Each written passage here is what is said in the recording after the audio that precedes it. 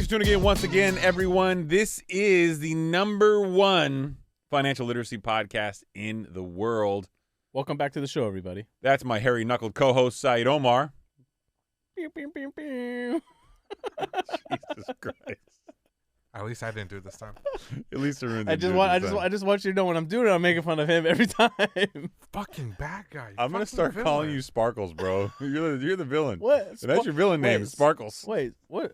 Who's Sparkles? You're Sparkles, the villain. I've never heard of Sparkles the villain. That's because you're new. That's what you came up with? Sparkles? Sparkles the villain. I'm not going to lie. It's pretty insulting. It's insulting Yeah. and it's ominous at the same time. Yeah. Ooh, is Sparkles going to find out? Mr. Sparkles is a game show host and villain who almost sent Mochi to the sun. The fact that you know this is very questionable. No, Where's I this didn't. from? Arun pulled this up. No, Sparkles bro. the villain. Oh, Mr. Sparkles, that's also a villain. You know what this is. Pink hair, courageous outfit. That's you. Yeah, you know what? That's Yeah. Oh, God. That is you. That's a good look for me. That's like a bow tie ascot and some big ass white heels. That's you. That's me. I'll take it. You're Sparkles the villain.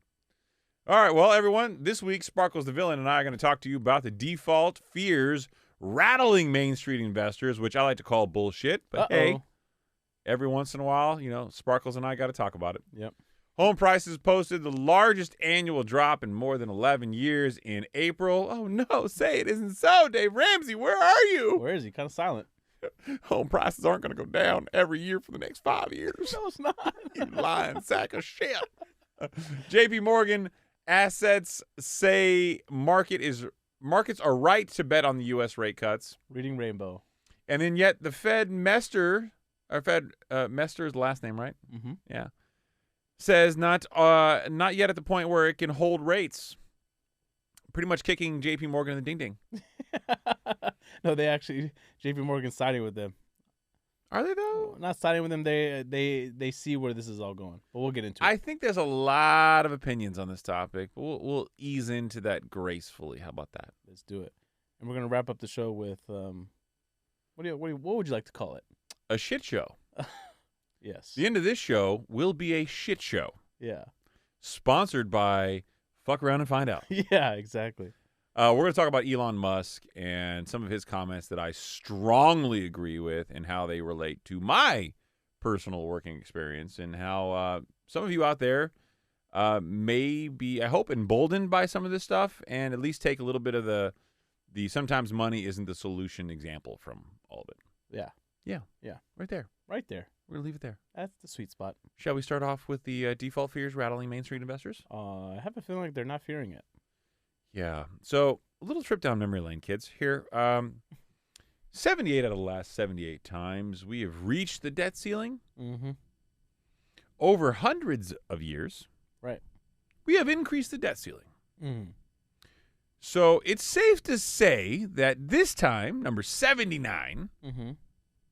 that despite the political back and forth of the Democrats and the Republicans and the media and social media going, oh, my God, rates can spike up to 8% if we don't take the debt ceiling and raise it. Remind me of Jim Carrey right there. Was it? Yeah. To be or not to be? Yeah. Yeah. I'm going to say the overwhelming odds are they're going to raise it for the 79th time. Saied, what say you, Sparkles? I think I agree with you. Yeah, I agree.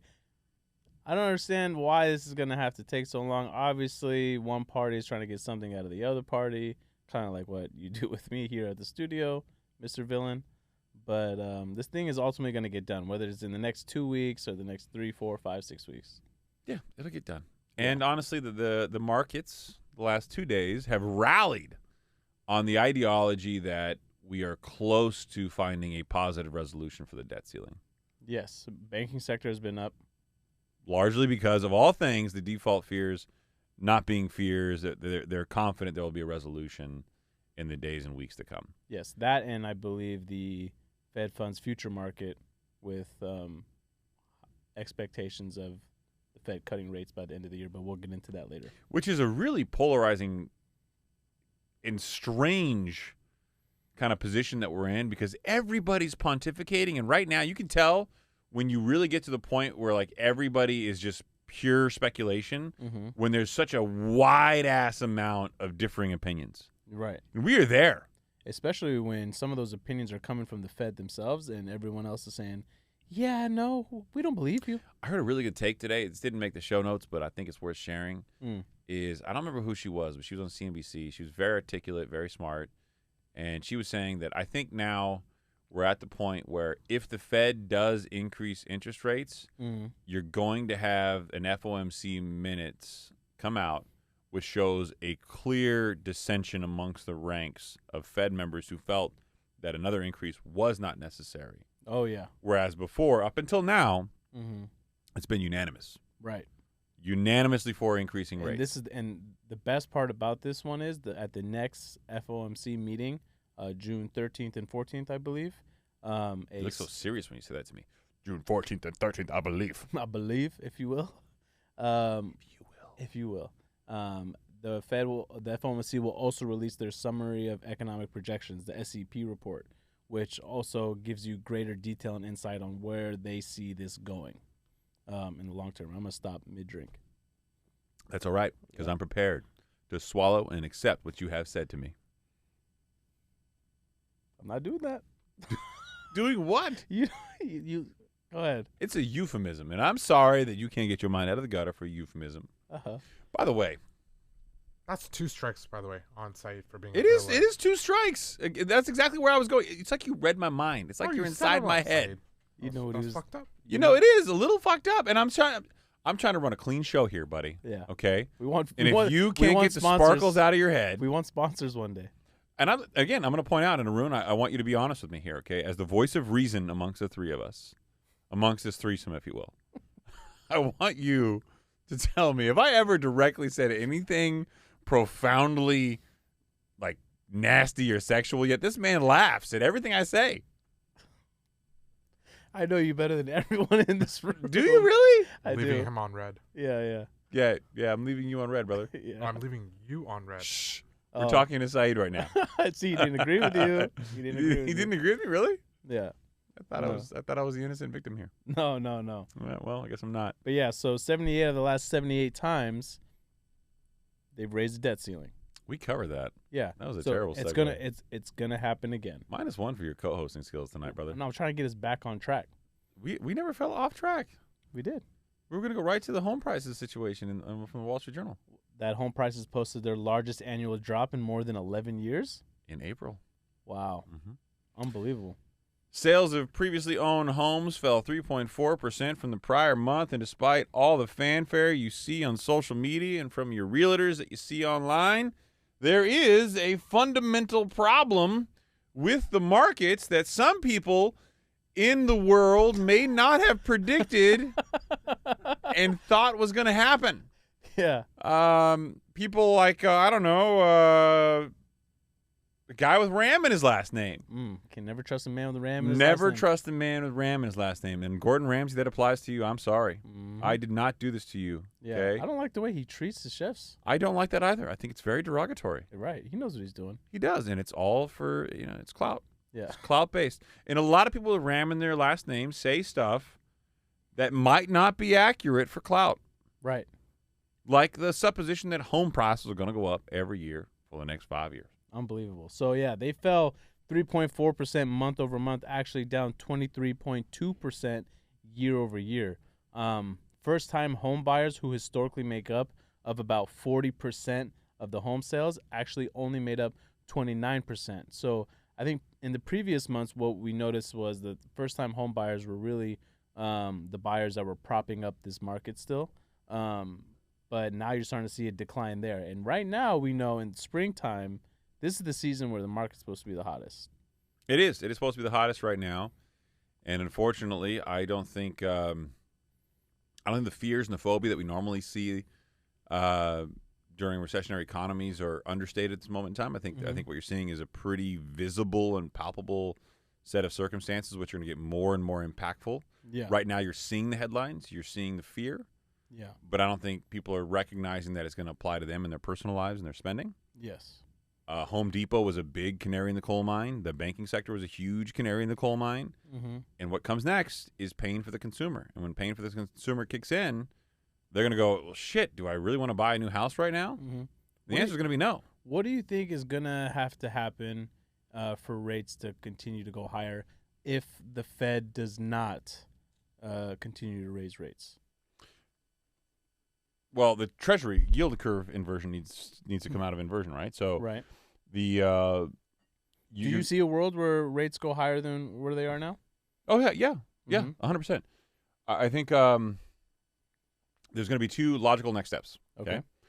Step number one, despite the fanfare that you're seeing in the news and all the things you're hearing, this is not a credit tightening cycle. This is merely just liquidity being pulled out of the markets and banks saying, okay, I'm not going to put out dollars today that could be worth less tomorrow if the Fed continues this interest rate increasing cycle. Yes. What comes next is certainly, however, a credit tightening cycle. And with the concerns over CRE, most notably retail and office space, Mm-hmm. there's going to be a dramatic amount of uncertainty. But certainly as this all escalates, small business, medium-sized businesses, consumers will all start to have additional defaults.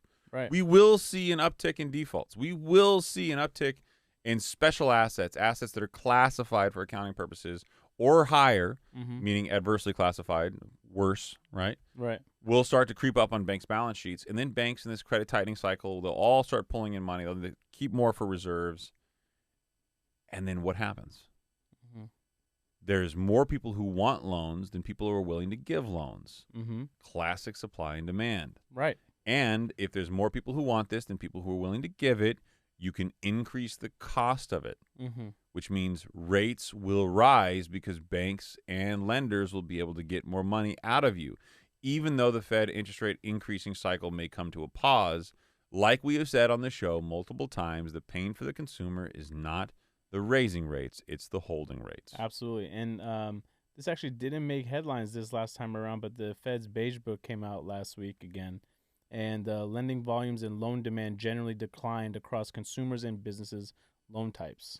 Isn't it weird how the last time it came out, there was a huge amount of criticism and thought around it? Right. And this time it came out and no one said a word? Nobody said a word about it this time. It's weird, right? Right. It is weird. And so if you think right now there's not a credit crunch.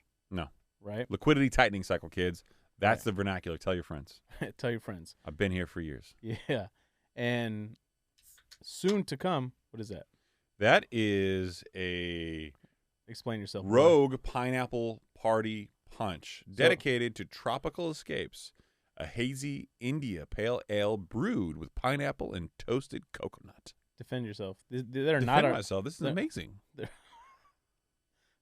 Come on. I'm a connoisseur. It's a fucking IPA, man. We got fucking Buffalo Trace back here. We got Would you like a glass? Casamigos? No. Why would you not like a glass? I've been on my health kick. That's why your sweater has a zipper on the side. That's I don't even know What is that's that for? I have no idea But what you that's have for. it. It's for my protein bar. It's for your protein bar? Yeah. You need it in your belly button hole? What's your go-to protein bar these days?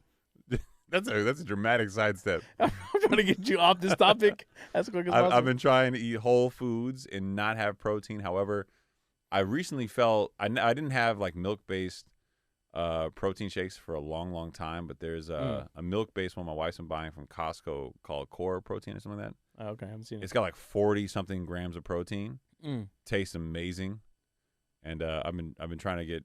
So I mean, for my weight, like 250 pounds, Mhm. to get that much protein in a day is not easy. It's not easy. So I've been supplementing with the 2 to 3 protein shakes. I've been measuring my protein intake for the last week or so. God damn, it's hard, man. That's the only thing I'm trying to control right now is protein intake. Mm. It's really hard. So a lot of core power. That's the one. Thank you, Arun. Core power. Does it have a lot of carbs though? I don't really care. I'm really just Really? I'm just trying to get protein in. Yeah. Mm, I interesting. figured the carbs with as heavy as I've been working and like working out and like lifting, like I'm not worried about the I mix carbs. my protein shakes with almond milk. And honestly, I think we've come to the end of the cycle where I think we as society can stop demonizing carbs. Yeah, I agree. Carbs are a necessary prerequisite to eating and like lifting and like having energy. Mm-hmm. And yeah, there are some people whose bodies thrive on low carbs or no carb diets. Yeah. Fine. Like if you're one of those people and that works for you, great, go do it. Right. I'm not going to sit here and like mansplain how like a certain diet is better because that's stupid. Yeah. Everybody's physiology is different. Like Yeah. your genetics are different, my genetics are different. Yeah. Me personally, I can lose a shit ton of weight on a low carb diet but I thrive on a high carb, lower fat diet. Yeah. And maybe that's because I'm on testosterone and I don't have to worry about testosterone levels because, fat and testosterone play. I feel like it has a lot to do with what you get your body used to, too. I don't even know if it's that. I think it comes down to as simple as like, and I know it's going to sound, a little speculative, but it's really not. I truly believe that different people's genetic physiology plays a huge role in what diet works for them. Right. And for people, I think that's why people are like completely hard up about, oh, this diet works amazing. It's the best one in the world. And somebody else tries that diet. And they're like, man, that was shit. Yeah. Well, I tried keto and I gained weight. Like, fuck this diet. Yeah. Well, you could also get results and not be happy and feel good, right? Oh, yeah. Yeah. Dude, So low at carb the end of the day, diets. it's calorie in, calorie out. You'll lose I feel weight. fine on low carb diets. I know people who have low carb diets and they're like, fuck my life. Yeah, they have It's headaches. over. Yeah. It's the worst. I've never had those problems. Yeah. Yeah, my biggest problem is I'm too sexy all the time. Too sexy All the time. Yeah. Mm. It's just always on, Oh, you're always on? on sexy. What are you on? Yeah. I actually got my shots today, so I feel pretty good. Oh, Yeah. wow. Today's Thursday, brother. HCG, estrogen blocker, Mm. also known as booby blocker, and my testosterone. Mm. I'm juiced up. You are. I came in here ready to go. Let's go. All right. So, with this, I don't even know where we left off. We went so far off track. We left off on Rogue Pineapple Party Punch. Oh, your Rogue Pineapple Party Punch. It does have a little bit of toasted coconut, man. So the expectations, though, across the country on the Fed funds future market right now is that there are going to be rate cuts. Bloomberg's World Interest Rate Probability Index has crept up to a 24% probability for an interest rate increase of 25 basis points in June. Mm-hmm. Now, I will say that the general consensus is that they will be holding rates. Yes. But there has been a growing chorus of people, not only on CNBC, but also throughout all sorts of traditional media that I've been watching. Mm-hmm. JPMorgan amongst them, that have had a bit of a dichotomy, if you will, of positions on this. Okay. So this article, according to JPMorgan from Bloomberg, JPMorgan Asset says markets are right to bet on U.S. rate cuts. Fed may lower rates by third quarter as U.S. growth slows. Recession is needed to bring inflation back down. So if they believe this to be true, right? We've talked about it before on the show that the Fed will in fact have to not only hold but potentially cut rates if one of two events happen, right? If we're in a severe enough recession, because at the end of the day, part of the job is to make sure that there's, positive economic growth, right? Second of all, their second job is unemployment, right? Or employment, whichever way you want to look at it. Either way, same thing. Potato, tomato. Either way, same thing. So Q1 GDP of this year was 1.1% positive, right? It's been declining, though. Q3 of 2022 was 3.2%. Q4 of 2022 was 2.6%. So you can see 3.2, 2.6, 1.1. So if we continue to go down this trend, by Q3, it could be the start of a recession, right? Well, at least by definition, even though they didn't follow the definition last time. And that's where this all gets kind of a wrinkle, right? My point with the Bloomberg article and my point with kind of the macro picture here is now, more than any other time over the last several months, there's a lot of uncertainty of what happens next. Yeah. And because of this uncertainty, you're going to see a lot of talking heads trying to argue the case of what they think is going to happen in the economy. Okay. Most people believe that a recession is inevitable at this point. Okay, start there. Let's just take that as a foregone conclusion. Okay.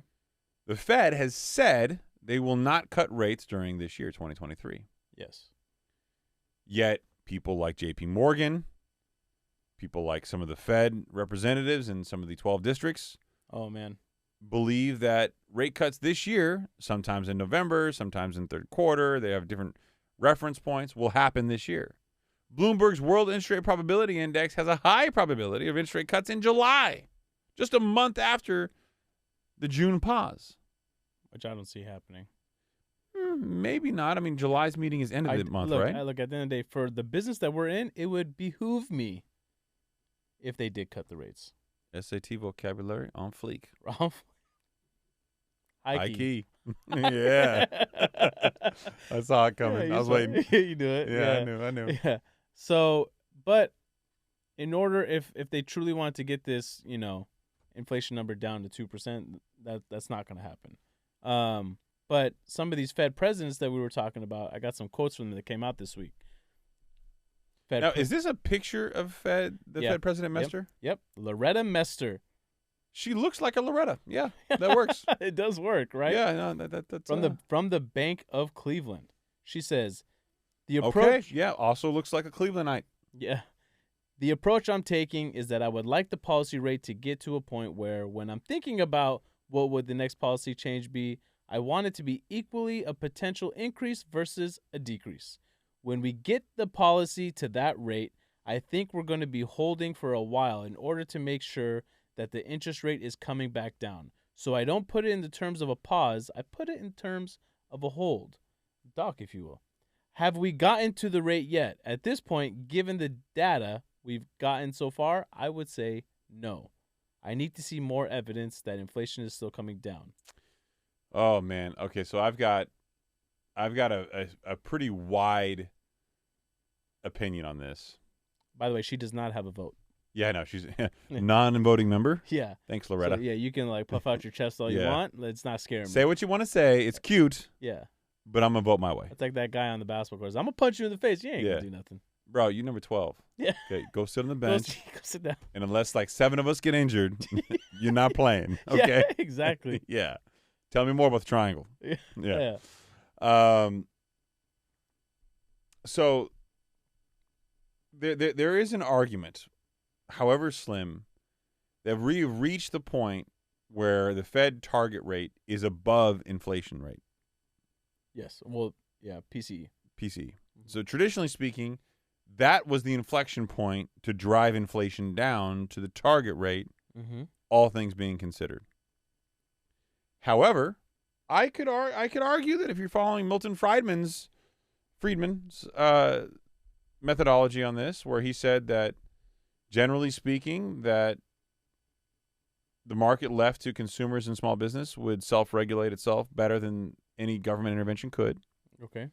And that you have to be super dependent on the data, not the intentions.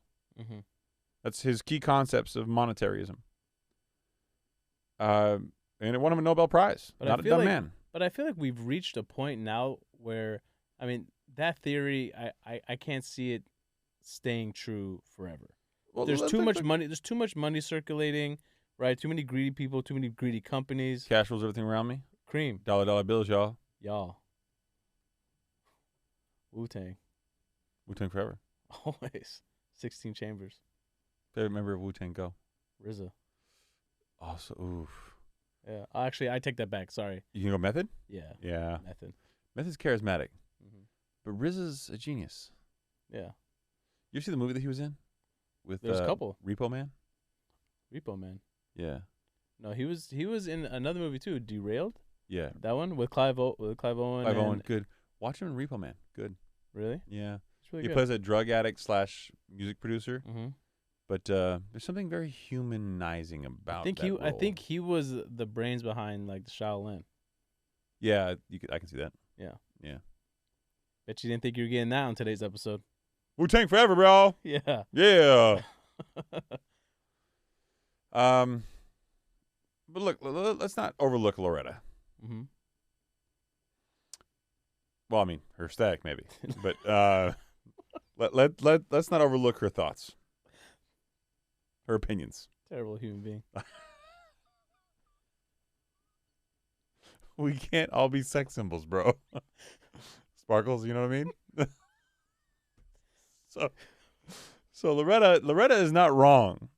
She's trying to suggest, what data can I point to outside of the intention that says, I know that the target rate is above the inflation rate. I know this typically drives things down, but let's not look at the intention, Milton Friedman. Let's look at the actual data. This is what Jerome Powell's been saying over and over and over again.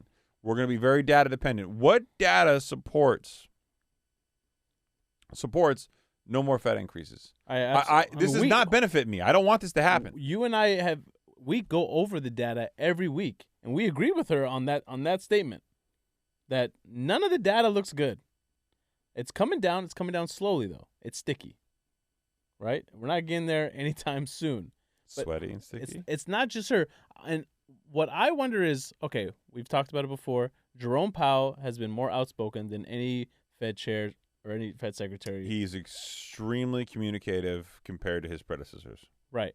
So, but okay, now put him aside. Now we got other Fed presidents. Oh, God damn. What is that? Come on, man. Don't do this. Arun, is that Loretta too? You're supposed to keep. Yeah. You're supposed to keep him on track. Why? I know. This is very... She looks very angry there. wow. I feel like Talk she's about Dr. Jekyll and Mr. Hyde. She's having a conversation with Elizabeth Warren. Why? Is her teeth that fucked up or my glasses not on? No, they're messed up. Are they really? Yeah, pay her more. Let's fix her grill. No, her teeth look fine there. I think Yeah. it's just a bad... It's gotta She be a looks bad like a photo. very sweet lady. It's a bad photo. Bad photo. Just a bad photo. But We so all have now, bad so photos. Jerome Powell is being outspoken. Now we got other Fed presidents. Like, at what point in time in history have you ever? I mean, maybe you have, but me personally, I have never known so many Fed presidents' names. I'm like, what's going on here? Why are all you guys in the news cycle all the time? I feel like with them this coming is out, their moment to shine. I feel like This is what they do. This I- is them. I feel like this is their way of trying to still keep consumer sentiment down. They don't want everyone to get overly excited here. No, they don't. And keep in mind, so there's 12 districts Yes. of the FOMC, right? Mhm. She represents one district. Mhm. Waller, New York, Kashgari. I mean, everybody's got a different district. Yeah. Each one of these districts across the country. Post-Stick, Atlanta. Yeah. Each one of these districts, they might have different perspectives. That's what the Beige Book's for. Yes. The Beige Book gives you the district's perspective. Yeah, it's just too many beers. Perspective on what their region and their district is actually being, how they're being impacted, what they look like, and their opinions. Right. So yeah, I mean, it's normal for them to have a varying degree of opinions, and I think the fact that you're seeing such a wide difference means that you are seeing a recessionary economy permeate some markets and not in others. And that, look, what's a better proxy for that than the real estate market? Mm-hmm.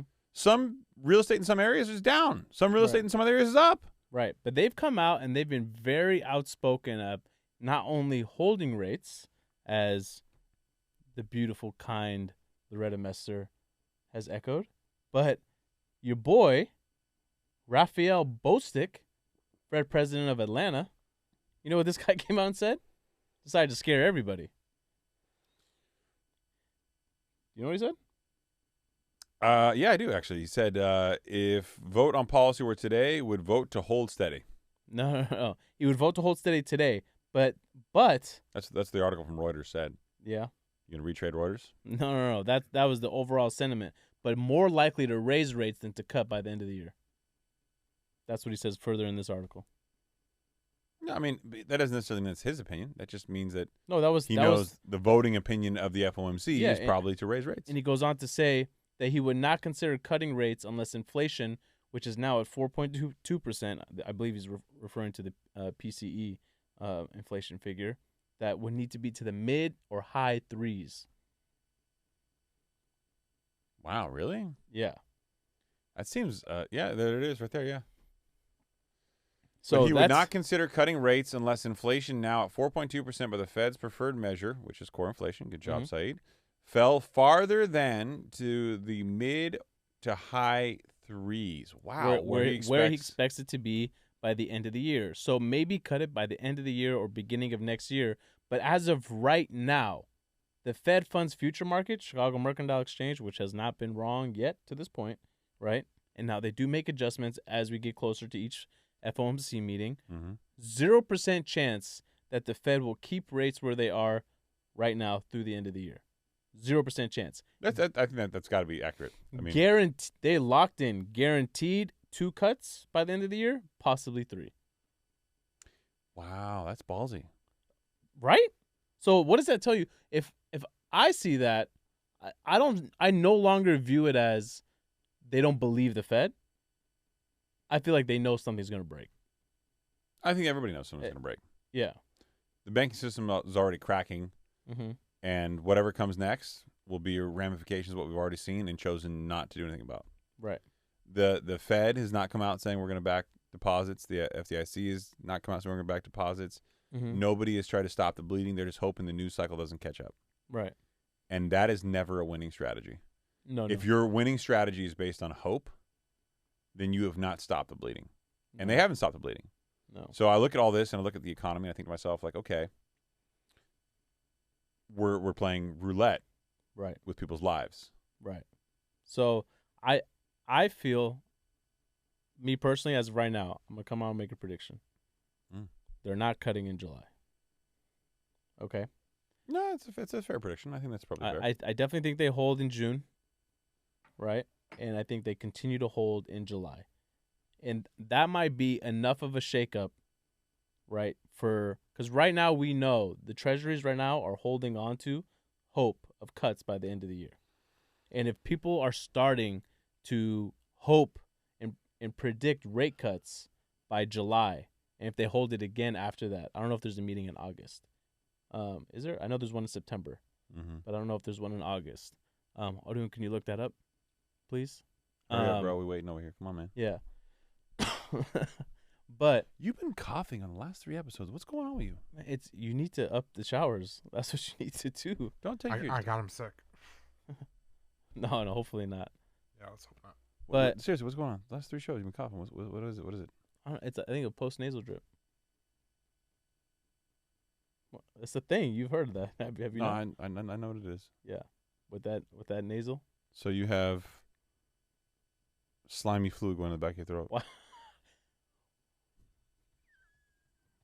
That's what it is, right? Mucus. Yeah. Mucus. 3 beers and look what happens to him. You see, this guy's going off the rails tonight. That's what it. That's why I had that throat clearing issue. Are you excited about the upcoming vacation trips? Stop that! Don't do that. They're not vacations, you selfish bastard. You know how hard. You don't get me to fight my wife, bro. Don't do that. Don't do that. Wait, you told me you're gonna be relaxing on the beach or something. Don't you what? Son of a bitch. I will punch you right in the dick. Okay, like that is wildly inappropriate. I'm joking. Come on, man. Yeah. So where are you going this week? Shit, we're gonna go right into this. No, yeah. I leave on Sunday morning at 7 a.m. Mm-hmm. To New York. I've got a dinner with some clients that night in New York. Mm-hmm. And then I walk back to my hotel. Wake up super early. I think I got to be at 8 or 9 o'clock in the morning at the Raymond James conference there. Super busy is what you're trying to portray. No, it's just you asked me what I was doing in New York. I know, yeah. So I have a conference, a symposium. Symposium, wow. I'm sophisticated. Yeah. It's a symposium where I'll be there to speak on things about this and about that. Yeah. So if you're wondering why, because now our episodes are on YouTube, I'm only bringing this up because people are going to wonder why we're wearing the same outfit on back-to-back episodes. We recorded back-to-back episodes tonight because Chris is going out of town, and Arun and I were gracious enough to make adjustments. Gracious enough? Gracious. You know how pouty you were that you were missing the Laker game? I didn't want to watch that shit. Yeah, you did. We lost. I knew we were going to lose. Yeah, well. See, if you guys would have saved me some time by not being so pouty, we didn't have to record back-to-back. We could record yesterday like we originally planned. Speaking of pouty, hear about your boy Elon? Yeah. Let's get right into it. So what happened? What happened with this guy? Apparently, he's coming out and saying, I'll say what I want. If the consequences of that is losing money, so be it. I don't give a damn. Fuck Dave Ramsey. He didn't say the last part. No, he didn't say the fuck Dave Ramsey thing, but yeah, he could have. Yeah. So he did an interview from the Tesla factory in Austin on CNBC, and I watched a good amount of this from my office. It aired like middle of the day, later in the afternoon, actually. And that quote in particular resonated with me. So he was being interviewed, and when he was interviewed, he asked questions. He gave a very palpable pause. Yes. He paused. He kind of looked off to the side, and he was thoughtful. I mean, she was trying to be pragmatic about how he answered these questions. And then he was probed about his social media presence, and he was probed about tweets and for George Soros, right? George Soros, amongst other things. I mean, 420 and manipulating stock prices. And I'm going to buy Twitter, and he paused and he said, "I'll say what I want, and if the consequences are that losing money, then so be it. So be it. And I retweeted that article and that comment Mm-hmm. and gave him a tremendous amount of praise because I think it's frustrating as hell for me on a personal level. Right. We don't mention the company that we work for on the show on purpose a Mhm. lot. And we go out of our way to not talk about what we do in our daily lives in detail. Right. But it never fails. Invariably, somebody will try to use this podcast against me. And I'm an executive at a small publicly traded institution. We're not Apple. We're not Google. I don't have any delusions of grandeur about who I am. Right. I don't feel like me fitting into the role of what people's perception of a mold is should define me. Mm-hmm. We're doing this show. I don't know what time it is. What time is it right now? Like 10, 11 o'clock at night? What time is it? Right now it is 11 o'clock at night. 11 o'clock at night on a Thursday night. You, me, Arun, we're going to get less sleep than we normally otherwise would if we went home, watched Netflix with our wives, and chilled. Yeah. We come here, we put in time to do this, to put out content that we hope will help people. Yeah. And sure, there's some references that might be juvenile or humorous or maybe immature or maybe a reference to something that somebody doesn't like. Mm-hmm. But at the end of the day, we're fucking here, clocking in to do something, asking nothing in return but to try to help people. Right. That is the ultimate goal. That is the ultimate goal. And sure, will we monetize? Probably at some point in time. Eventually. But the fact of the matter is we are sacrificing time to Mhm. do this. And this show has been used against me in more fucking ways than I care to recount. But I'll just give you a highlight reel, okay? Mhm. I've had people say that me doing this podcast means that I am not focusing on my job Yeah. during normal business hours. We typically don't even start recording until 9 p.m. Right. Oh, then they say, oh, well, okay, fine. If he's not taking away time from work, it's he can't be a fiduciary for the company because he's out there giving his opinion. What in the actual fuck does my opinion have to do with a reflection on the company? Right. And since when did that become such a problem? Mm-hmm. Kathy Wood from ARK Investments is on CNBC all the time. Right. Mark Zandi at Moody's has his own podcast. Peter Schiff has his own podcast. And the man owned a bank at one point in time, granted a failed bank. Right. Elon Musk is the world's wealthiest man, Right. giving interviews on CNBC, going on Joe Rogan smoking marijuana. Has that stopped his companies from succeeding? No. No. Has it stopped him from becoming the world's wealthiest man? No. No. We fall in line with these weird-ass 1960s ideals. And we expect, if you're a banker, that's all you can be. Yeah. And let me tell you right now, if Sam Zell settled for just being a property manager, he would have never been a billionaire. Right. Why should I sacrifice who I should be for your opinion of what I should be? Right. And maybe the fact that you think that I shouldn't do these things is a limiting belief that you have that stops you from growing, not from me. That's what I think it ultimately is. Right. So I look at people like Elon Musk, who is willing to buck the trend and say, fuck you. Mm-hmm. I'm going to say what I want. And if it costs me money, so be it. But my instincts have gotten me here. Right. Why would I deviate from that? Who amongst you has been more successful than me who can criticize me and tell me that what I'm doing is wrong? Right. Exactly. And I'll tell you the same thing. Every single person who criticizes me, Mm-hmm. every single person who brings this shit to my doorstep, and it happens almost on a weekly basis, is usually somebody I don't have respect for. Mm-hmm. You have not tried to do more than I am.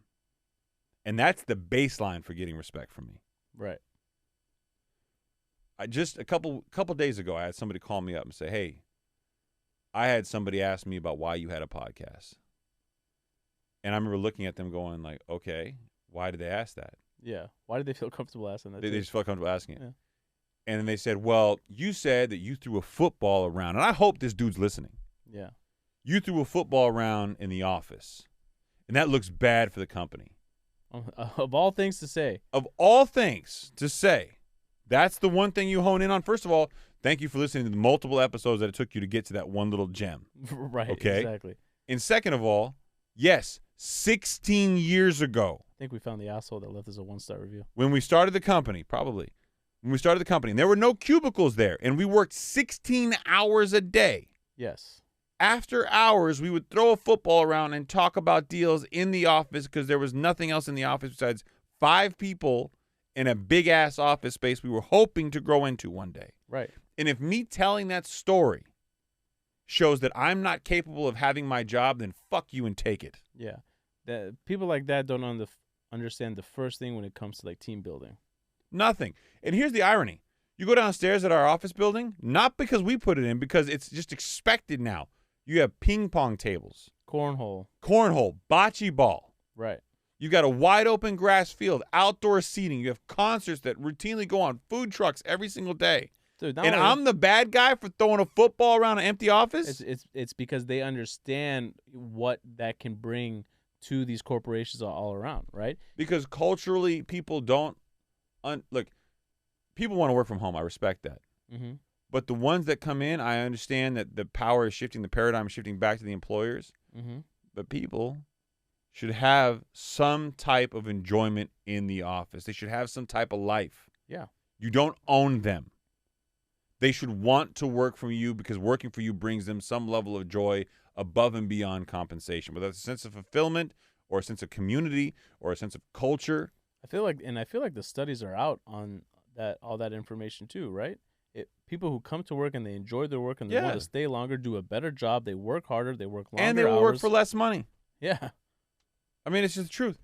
And I look at the criticisms of people who come after someone like Elon Musk coming after me, and I'm like, why are you guys criticizing? Why don't you guys go out there and try to do these things? Yeah.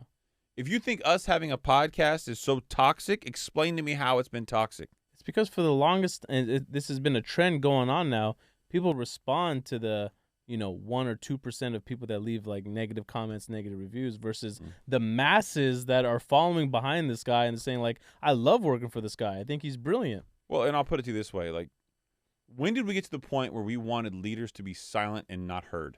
Yeah. When was that the position?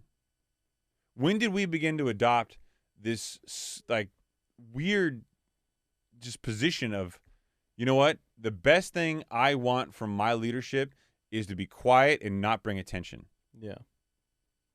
What? Yeah. And nothing that we've done or said on this podcast should ever be considered detrimental to the company.